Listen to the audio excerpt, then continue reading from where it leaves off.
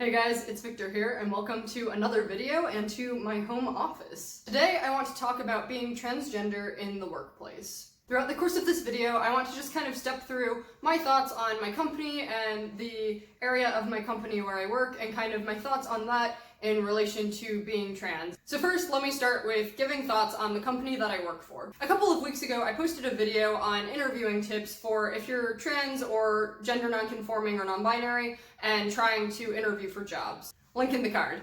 The number one takeaway from that video was to use the interviewing process as an opportunity for you to interview the company to see if they're going to be a good fit and if they're going to be accepting of your identity. The overarching moral of the story is to not take a job with someone who's not going to respect you. I'm very happy to say that that is exactly what I did, and I accepted a job with a company that really was at the top of their game in terms of trying to recruit diversity and being very public in their acceptance of the LGBTQ+ community.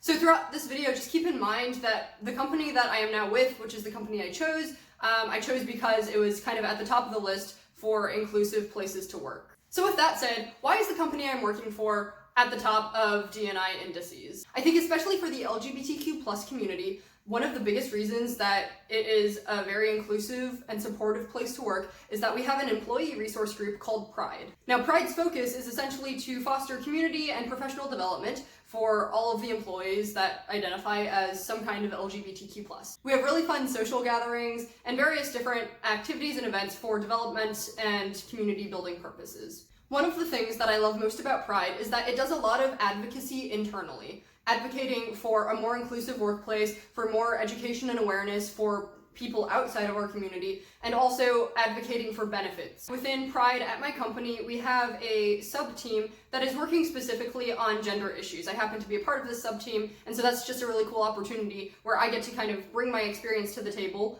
and just kind of say, look, this is kind of what people like me need, and let's work on helping the company get to a place where we're able to meet those needs. Overall, I would say that my company gets like an A, if not maybe an A, not an A+, but like an A in terms of company attitude and wanting to make things better for LGBTQ+ people, specifically trans people. Next, I want to talk about specifically where I work. My company is very large and has a lot of different business units and different functionalities and different people that do different things. For example, within my company, you have people who are in law, people who are in sales, people who are in marketing, people who are in research, people who are in development, all these kinds of different things. I happen to find myself in manufacturing. I do have a degree in engineering, and so that lended itself most likely to an entry-level position in the manufacturing world. This means that the large overarching business area that I operate within is the area that actually makes the things that my company makes and sells. As an engineer and a scientist within this space, I work kind of a hybrid job where I am partly an office worker and work kind of like a desk-like job, and then the other part of my job is dealing with operations, who are, you could say, the blue-collar workers who are actually making the things that we make, which is by far the most important thing that we do. Now, in order to do my job well, you need to interface a substantial amount with kind of this blue-collar workforce, which has a very, very different culture than more of the office workers that I would ordinarily associate myself with in the work context. Now, this is not trying to be like elitist or classist or anything. This is just like a reality of things, that there are different work cultures for the different responsibilities that I have to deal with in my daily work life. In general, my teammates who are also of the similar like office job type of jobs as me have been absolutely wonderful. They've taken very easily and very well to new name, new pronouns, all that kind of stuff. There's a very self-expressive culture on the team that I specifically am on. For example, at one point there were, I think, 4 or 5 of us out of 15 that had unnaturally colored hair. So I had blue hair, and someone else had pink hair, and someone else had like purplish hair, and someone else had also pink hair. So yeah, it was a good time. On that team, there are people with various different like ideological and religious and political beliefs, but in general there's a mutual respect, and I've very rarely, if ever, felt disrespected or afraid or not included because of my transgender status. Outside of my immediate team, tensions start to get a little bit higher. There are a lot of people who are absolutely wonderful and don't blink an eye about anything, and there are other people that I get slightly weird vibes from, and that's like a little bit uncomfortable, but definitely nothing like outwardly hostile or aggressive. So, that's good. As I mentioned before, a lot of my job comes to interfacing with the people on the manufacturing lines who are generally not from super urban or college educated backgrounds, who often have more sheltered backgrounds, just generalizing over the whole population. There are a lot of people in that group who are absolutely wonderful and who are super progressive and very accepting, and they're absolutely wonderful. But there is a large, I would say majority, who are either on the older end or on the more rural end, or who just generally aren't as up with the times within that working group. It's pretty clear that not a lot of people really understand LGBTQ+ issues within that group. Not everyone certainly, but a lot of people. There's a lot of misgendering that happens just because I think people don't really know, and I'm also not always the best at speaking up and saying, oh, actually, no, those aren't my pronouns, which is totally on me. But there are also those people who are just very clearly, like, against you, if that makes any sense, but they know that they can't, like, say or do anything in a work context because then that would get them in trouble. But you can, like, very much feel, like, the negative vibes coming from them, and they kind of, like, don't always treat you the most respectful way.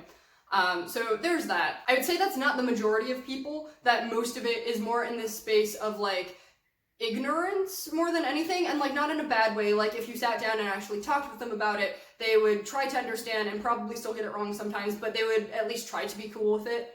And, that to me is a little bit more acceptable.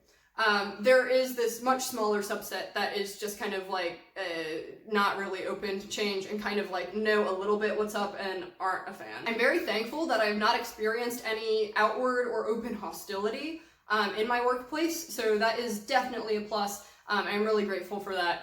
There are just some of those like more underlying feelings and tones of conversations that maybe don't always feel the most comfortable. The last thing that I would like to talk about is actually a really fun one. It's benefits. So my company has been doing a lot of good work in the past couple years in the benefit space, not only for trans people, but also for the whole LGBTQ+ community. Specifically, the really great aspects of my benefits are that my insurance, by and large, covers transition-related expenses. So a couple months ago, I made a video about how I basically went and I had gotten a testosterone prescription, and then for circumstantial and internal reasons, decided not to take it. Link in the card.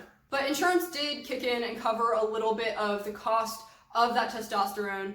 Not as much as maybe I would like. I would probably go with GoodRx in the future for that kind of thing, if I go on low-dose testosterone in the future. But at the very least, insurance did cover a good portion of that. Additionally, insurance in general has been covering all of my top surgery related things, including my consultation visit, and it's looking like I'm going to be pre-approved for the actual surgery, so that's really good. I will do a whole video on like a breakdown of what my actual top surgery expenses were after all this stuff is over and it's all through insurance and I've paid for it and I actually have numbers to show. Now, my only complaint with insurance is that my company would like to have, I think, more inclusive, more progressive health insurance policies than what are currently arranged. I think maybe there's some room for improvement and change there in the future. For example, I had to go and get 2 reference letters for top surgery rather than 1, and that kind of stuff. So not major things, but things to consider. The other thing I really like about my insurance is that it does include like mental health related issues. So like I can go get therapy or counseling for a very reasonable price. My company in general negotiates these insurance policies with the insurance provider, and so in general, I think my company's done a good job of trying to make sure that all of the inclusive benefits are included as part of the insurance package. The second thing I think my company does really well from the benefit side is medical leave. So for my top surgery, I am basically able to take my full recovery time off as paid leave, which is absolutely wonderful to not have to worry about work, not have to worry about the finances, and all of that stuff, especially considering, my body will have just gone through trauma and will want to be recovering, and post-surgery depression and all of that kind of stuff. It's really nice to know that my company has basically this policy of making sure that if you're like physically incapable, even for an elective surgery like top surgery, that I'll be taken care of. The last two benefits I want to talk about are not really relevant to me right now, but might be relevant to me in the future and are definitely relevant to a lot of LGBTQ plus couples out there. The third thing that I think my company does really well is parental leave. My company recently updated their parental leave policy to basically say that any person who is newly becoming a parent, whether you're a father, a mother, a biological parent, adopting, whatever it is, if you are welcoming a new child into your family, then you are given 10 weeks of paid parental leave. I think this is an awesome, wonderful, wonderful thing, especially for fathers, especially for queer couples out there who may not be physically giving birth. This is just like a really good gesture and a really meaningful thing, I think, to people who are starting a family or making new additions to their family. Now, of course, for the people who are physically giving birth after having carried a child in their body for, 9 months or whatever, they are given extra weeks of paid leave, and then the option to extend their leave unpaid for like a ridiculously long amount of time. This brings me to the final thing that I think my company does really well in terms of benefits, which is adoption assistance. So my company will basically pay a very substantial portion of adoption assistance that can go toward adoption fees, like social worker things, like all of the adoption related things. It's a very substantial chunk of money. I think it's something like $10,000 because adoption is expensive, and I think my company realizes that not everyone is able to have biological children. This is not only for straight families, but also for gay families. I think that's like really, really awesome that they're kind of making the step toward family benefit related equality. There are a lot of things that could be improved. For example, where I work in manufacturing, there are 2 gender-neutral bathrooms, and they are behind card access only doors, and they were only put there like several months after I got into my position. In general, we could use with a lot more gender-neutral bathrooms. There are also issues of facilities, getting your name changed in the system, which is more complicated than it really should be, etc., etc. In general, I think there are a lot of areas for improvement for like specific tangible things, but I think at the end of the day, my company really has the right mindset about this, and they're trying to do the best that they can. I think I would give my company like an 8.5 out of 10 in terms of like trans friendliness. I think they're doing a lot of good work in the space. Of course, like I said at the very beginning of my video, I picked this company because it was supposed to be one of the most inclusive workplaces in the US. So in my mind, this is kind of like the best case scenario, and even though there's still some problems, it's honestly pretty good and pretty cushy as a trans person. I very much realize that there are so many other companies out there that are nowhere close to this inclusive. The recent Supreme Court ruling on June 15th, 2020, I think is definitely helpful, and it's so important that now we have employment anti-discrimination laws. But even in terms of climate and culture, I realize that, honestly, I have it really good, and there are a lot of less good places out there. If there's one takeaway from this video, let it be this. Be selective with who you take a job with, especially if being out in the workplace is something that's important to you. For me, this is something I did. I was extremely selective in who I even applied to jobs for, and definitely very selective with who I took a job with, and honestly, I think it paid off. Alright guys, thanks for watching. Please like and subscribe, and until next time. Welcome to my home office, featuring a standing desk, a standing floor mat, which is absolutely wonderful, and a nice big window.